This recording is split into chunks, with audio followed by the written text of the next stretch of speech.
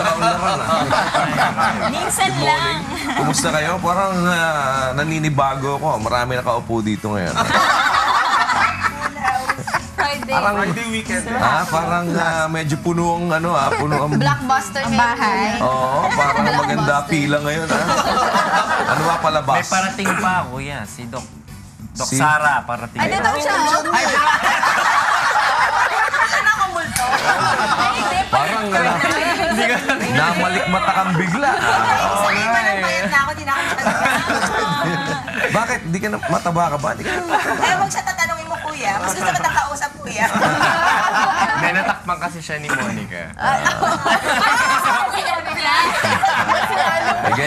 Ganyan ang mga style. Pagka magpapapicture ka, dapat, halimbawa, ito yung katabi mo, dito ka, ganyan. Tapos, pagka gusto mong wag mong ikiklip yung braso Kamay mo. mo, yan. Kasi mas nagmumukhang Kailangan nakaganon dapat. Kailangan medyo nakalikaw yung Para may shape. Komang. Oo. Bakit ganun kuya? Nakailang beses ko na yan, wala pa. Hindi naman pwede ganyan. Wala ako ng angulo. Makukuha, huwag ka magpapakuha ng nakaharap ng ganyan. Kailangan medyo side ka ng konti. Yan. Medyo ka ng konti. Ganyan pa. Side ka pa ng konti. Yan, side. Tapos gano'n kayong mo, Pero- kamay mo, yan. Tapos kikay, huwag kang gagano. Mahirap lang Dapat pagka- neck out. Dapat neck out. Chest out, but Para hindi makakita. Mahirap lang pagka bilog eh. Kasi pagka bilog, kahit, di ba walang side yun eh. wala akong sharp edges kuya. I'm smooth as silk. Oy, yung mga nagbabasa ng pangalan nito, Jaryo. hindi, yung mga iba't ibang klase ng mga books na like hindi, meron kasi mga lumilitaw na Paulo ko. yung mga hindi lang yung mga tawag nila doon yata reference books. Kung ano-anong let's say halimbawa paano ang dadala ng pamilya, 'di ba? Paano magpalaki ng anak. Self-help. Yung Smart mga- parenting guide. Oo, yung mga ganyan. Dami, di ba? Marami nang lumilitaw ngayon. Pati nga yung mga applications eh. Sa mga applications, di ba sa mga digital books, meron na rin eh. Maraming mga... Ang nakakalungkot lang, kagaya nga nung sinasabi ko sa inyo last time, di ba? Ang nakakalungkot, pagdating doon sa Bible, hindi binabasa. Ginagawang display. Oo nga. Di ba? Ginagawa lang na inaalikabukan nandun sa shelves. Tapos, ngayon meron natin the digital Bible eh. Pwede na rin kayo mag-download. Meron na. Sino may app sa inyo ng Meron ako. Anong gamit mo? Anong app ang gamit mo? Yung kuya, yung search mo per verse. Hindi, pero Search ang Bible. ano yung application niya? BOD. Sa akin gamit ko BOD.ph. Olive Tree. Olive tree, kuya. Olive Tree. Kasi maganda, ang kagandahan naman doon sa Olive Tree na Bible reader yan eh. Kagandahan sa kanya, marami kang makukuha na ng iba-ibang mga versions. Olive tree, no? Olive tree yung sa maraming akin. Olive Tree na kaya lang mag-open ka ng account. So may mga for sale din, meron naman mga free. Yung Tagalog doon, free lang naman eh. Tapos yung mga King James version, pero marami ng versions ka makukuha. So isang application, pwede nang puno na yung library.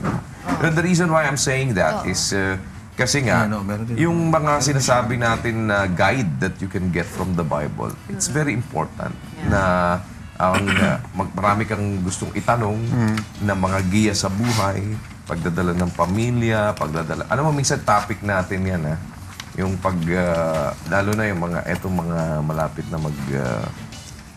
magpakasal yata. Sino ka? Sino na ba susunod? Wala yung isa eh. Wala si Rina eh. Wala si Rina eh. Sa Palawan. Mukhang Honeymoon na kagad. Huwag ganon. Baligtad, di ba? Huwag ganon.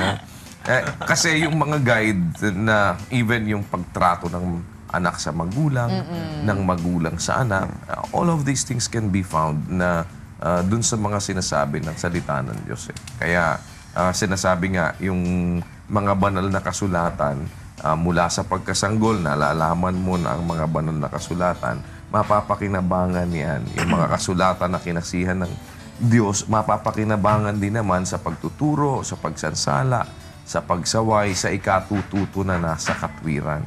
So, yan ay pwedeng magamit natin na nagiya, no? Gusto mo magturo, meron dyan pagtuturo. Gusto mo sumaway, meron dyan pagsaway. Diba? May mga huwag.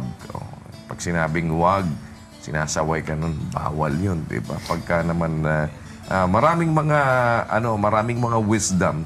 At yung wisdom na yon, ang pinakamaganda makuha kaysa yung lagi na lang ang reference ng wisdom mo na pinanggagalingan. Wisdom na nakuha mo kay Sun Tzu sa kanyang Art of War. Art of War. Diba?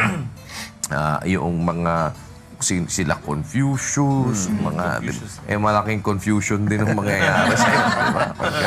So, sabi nga, all scripture is given by inspiration of God and is profitable for doctrine, for reproof, for correction, for instruction in righteousness. So, you can be corrected. Maraming enlightening words and pati na yung nakaka-pacify, nakakakalma ng pagka minsan nakakaramdam ka na bubuisit ka na. Pagka nakakaramdam ka ng parang yung iba naman ay nawawala na ng pag-asa. Kaya alam mo, huwag ka mawawala ng pag-asa, Kikay. Kailangan dyan, Motivation. Oo, meron kang... pero alam mo, mahirap talaga kung minsan kasi, mahirap na ilagay mo sa isip mo yung nadinig mo, sabi nga nila, easier said than done. Diba? Parang nadinig mo, nabasa mo, minsan the application is napakahirap. Diba? But of course, maganda pa rin yung guided tayo kung ano ang gagawin mo for you to be able to apply. And let's dig deeper to that. Tignan natin yung sinasabi ng Bible sa iba't ibang kahalagahan ng salita ng Diyos na mas dapat na pinagtutuunan natin ng pansin. Sa ating biblically speaking, kasama natin si Brother Eddie Soriano.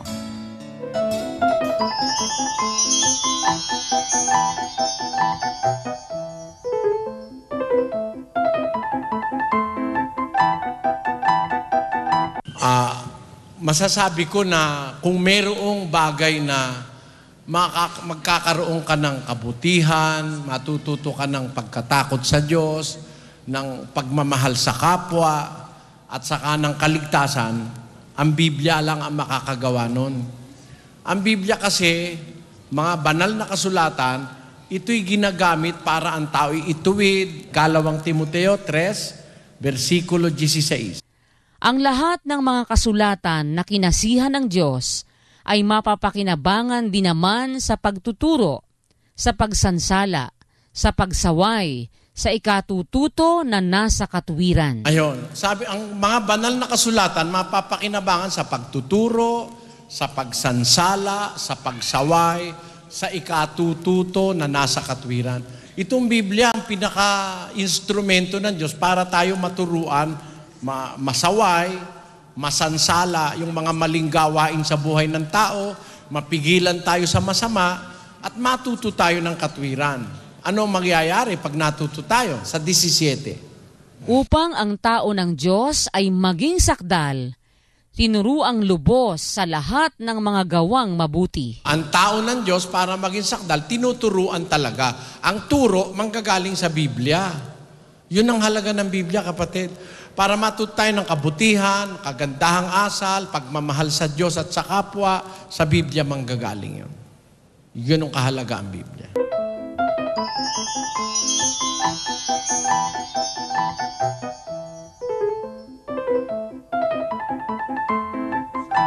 So you must not stick dun sa na yun. Ayan. So, nakita natin yung kahalagahan niyang mga pagbabasa ng katwir. At saka hindi lahat kasi ng dapat kasi parang alam mo kung ano yung para sa iyo eh. Yun yung nagiging problema ng iba. Pagka nagbasa ka ng something na, binasa mo, ang akala mo applicable para sa iyo, magkakamali ka. Diba? Parang maraming utos sa Bible eh. Eh kung ang utos sa Bible na sinusunod mo, hindi naman para sa'yo. May utos kay Noah, pinagtayo siya ng ark. Pag sinabi, hindi, lahat ng utos babas. Hindi, gagawa ka ba ng ark? Eh, utos yun eh. Kaya lang, may specific na inutusan nun. Paano yung kay Ten Noah Commandments, yun. kuya? Diba? Ang May Ten utos Commandments, sa iyo. Hindi, ang Ten Commandments kasi was for the Israelites eh. Hindi naman yun yung para sa Christianity eh. Kasi it was given to the Israel, to the Mas madali Israelites. kasing memorizing, kuya, dahil nandun na 10 na eh. Kasi hindi lang. Sa mga commandments ni Tatanungin kita. Jesus Christ, iba-iba eh. Hindi, but that is Iba-ibang not, parables. hindi mo pwedeng katwiranin yung, parang halimbawa, nasa panahon ka ngayon, eh, sinunod mo 1935 Constitution. You're a lawyer, di ba? Yeah. So, halimbawa, sabi, hindi, nasa 1935 Constitution yan eh. May usury law doon eh. Merong ganito. Eh, sinunod mo yon dahil nandun, dahil mas natandaan mo, dahil matanda ka na halimbawa. Eh, sasabihin mo, eh, nandito ka ngayon sa, ang in effect na 1987 Constitution. 1987 Constitution. So, anong sasabihin mo sa akin doon? Will you be justified? No. Because ginawa mo yung... Hindi, it's also part of the Constitution. But it was a 1935 Constitution. Inamyendahan na yan, di ba? So, ganun lang yon. So, hindi ka nabubuhay sa panahon ni Moises. Kung ang susundin mo, yung utos para kay Moises at dun sa mga Israelita during their time, how can you be justified with that? Di ba? Parang pwede mo ikatwira na, hindi, batas ni Moises yan. Tiga mo, sabi mo, you will stick to the Ten Commandments. Di ba, nagpapabinyag kayo? May binyag din kayo. Hanapin mo yung binyag sa Ten Commandments, wala. Wala nga rin. Oh, I mean, hindi pwedeng ano. So, pag dinagdag mo yon, 11 na. Yeah. Di ba? Kaya nga, merong ano si Jesus Christ eh. Even if you read 5:28 of Matthew, narinig nyo, sabi ng una, huwag kang mangangalo niya. Yun ang sabi ng una. So, not unless na ikaw ay nahuli na nangangalo niya ka, you are not, ikaw ay hindi pa wala ka pang crime. Pero sabi niya, sinasabi ko sa inyo ngayon. So, meaning, meron ng bago. May amyenda na. Ang tumingin sa babae, nataglay sa puso ang masamang hangad, if you have your desire, tumitingin ka pa lang, di ba, sinasabi ko sa inyo, you take the earlier verse, 5:27, mo nga 5:27, narinig nyo sinabi, huwag kang mangangalo niya. Yung nasabi nun eh. Tapos, 28. Datapot, sinasabi ko sa inyo, pagdating ni Christ, ang bawat tumingin sa isang babae na taglay ang masamang hangad ay nagkakasalan na ng pangangalo niya sa kanyang puso. So, there's an amendment So, already. pag-iisip pa lang ng So, pangangalo niya, meron kang pwedeng makommit. kasalanan na mismo. Kasi during their time, kasi ano yun eh, cleansing ng laman lang eh, ng flesh eh. So, not unless ginawa mo yung act, Doon ka pa lang wala kang ano, diba? Kaya nga noon, ngayon, mapuot ka pa lang sa kapatid mo, mamamatay tao ka na eh, diba? Narinig niyo yung sinabi na una, huwag kang papatay. Yun ang sabi nun. Pero sinasabi ko siya, ang mapuot sa kanyang kapatid, pagka meron ka ng puot, you will be already liable to that, diba? So, merong mga amendments. Marami eh.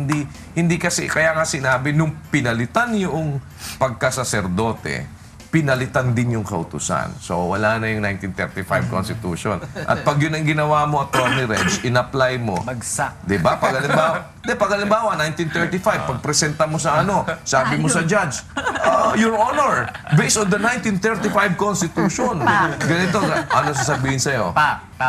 So that answers your question. Diba?